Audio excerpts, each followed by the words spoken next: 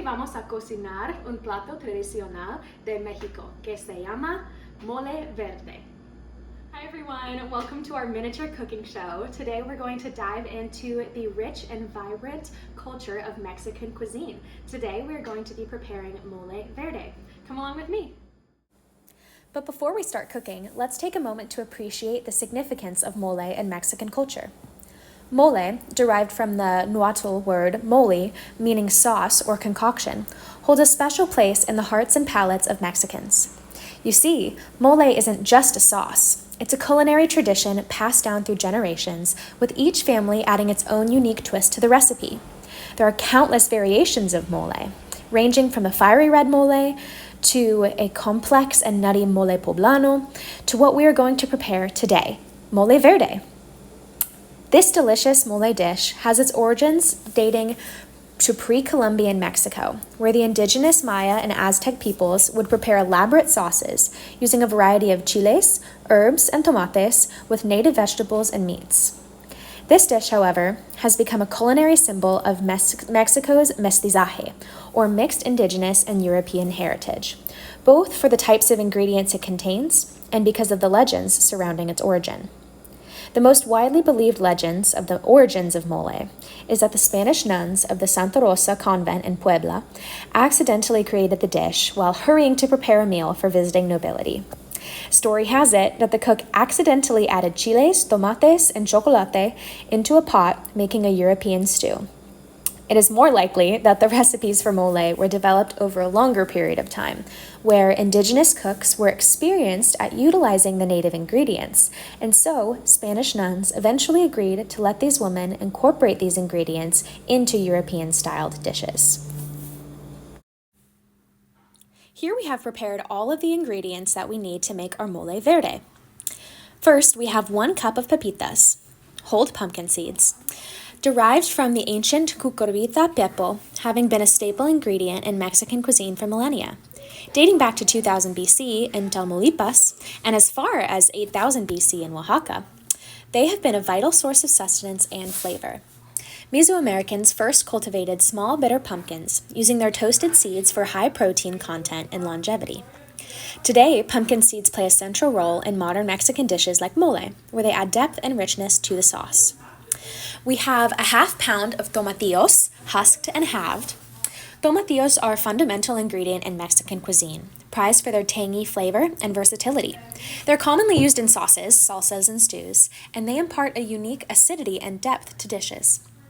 Then we have 3 cups of homemade low-sodium chicken stock, 1 cup of roughly chopped white onion, which is about 1 small white onion. Then we have 2 medium jalapeno peppers, stemmed and roughly chopped. There are a few chiles that are common to all Mexican moles, such as ancho, guajillo, pasillo, and mulato, but today we will be using jalapeno peppers, which is another commonly used source of spice. Then we have 1 cup of packed, coarsely chopped fresh cilantro leaves and tender stems, ½ cup of packed, coarsely chopped fresh epazote, ½ cup of packed, coarsely chopped romaine lettuce leaves, 1 tablespoon of mixed garlic, and 1 tablespoon of olive oil, and then salt to taste. So our first step, we're taking our pepitas, our pumpkin seeds, and we're going to toast them until they are light golden brown.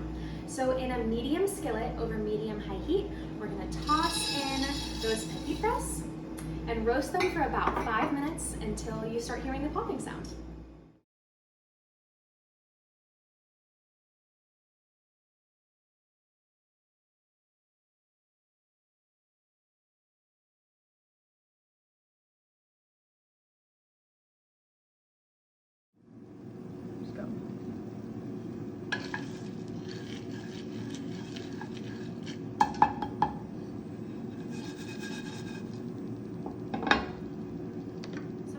Have our nice golden brown toasted pepitas, we're going to add them either to a spice blender or a regular blender. And we're going to grind them up into a nice, fine powder. Oftentimes, American culture surrounding food is marked by hurriedness, with an emphasis on preparing quick and simple meals, and even the utilization of easy-access meals from fast food restaurants. Mexican culture surrounding food is very different. Cooks take pride in their preparations and oftentimes act in favor of using slower, more traditional methods to prepare every aspect of the meal from scratch. For example, today we're using a blender to prepare our sauce. Although this does not take away from the flavor of the dish, many traditionalists would opt to grind the ingredients with a mortar and pestle instead.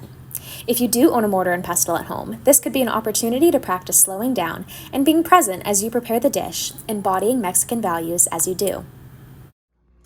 So now that we have our lovely emulsified pepitas, we're going to add all of our ingredients back into the blender, starting with our pumpkin seeds.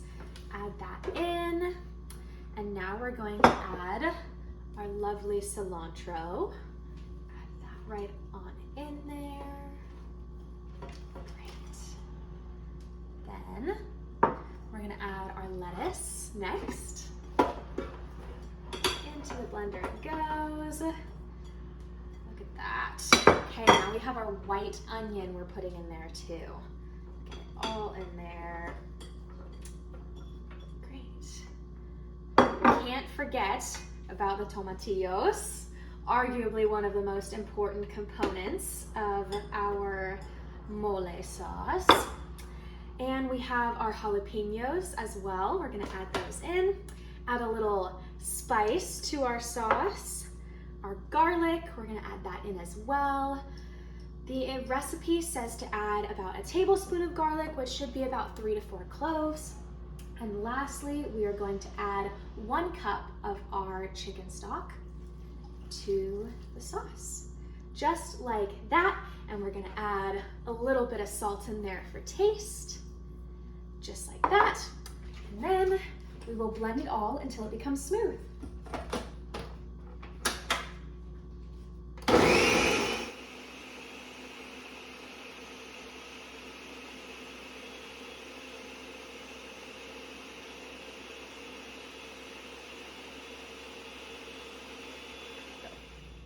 As you can see, now we have our smooth sauce, and so let's come take a look and see if it's ready.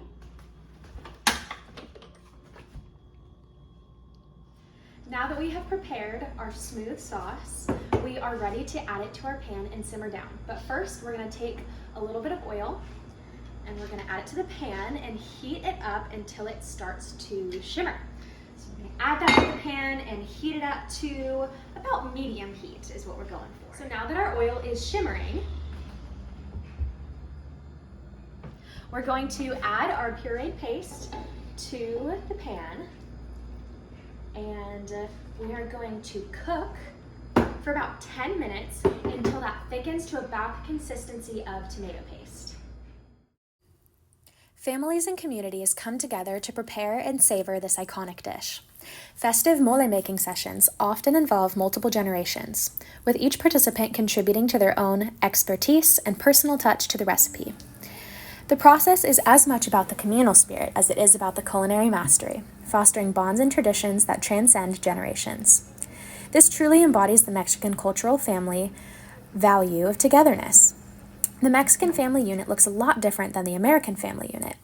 While the average American household has 2 parents, 2 children, and a pet, the Mexican family unit typically has several generations and extended family all living together in the same house or nearby in the same community. These families often live, cook, and eat together, sharing the workload and distributing the responsibilities amongst its members. The women provide for their families by preparing the meals, weaving, and keeping the home, while the men work to provide financial support. However, oftentimes family units will also run businesses together, in which the women become major contributors. Today, I am preparing the dish to share with my housemates and friends, who are my family away from home.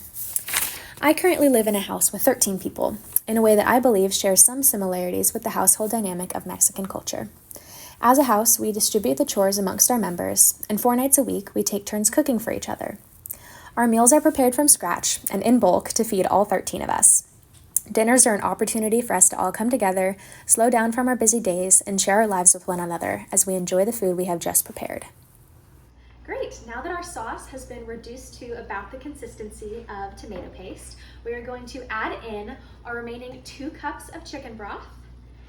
And we're gonna stir that in, bring that back to a boil, and then you're gonna reduce your heat and simmer for just about 10 minutes. Great, now that we have simmered down our sauce, we have our finished mole verde. So now we can eat this with chicken, pork, whatever meat you would like to prepare it with. And congratulations, you've just cooked your first mole verde. When served alongside an array of traditional accompaniments such as rice, tortillas, and meats, mole becomes a symbol of abundance and togetherness, uniting loved ones in shared appreciation for Mexico's culinary heritage and cultural legacy. So there you have it, amigos y amigas, a taste of tradition, a glimpse into the soul of Mexican cuisine. So grab a fork, gather your loved ones, and let's savor the flavors of mole verde together.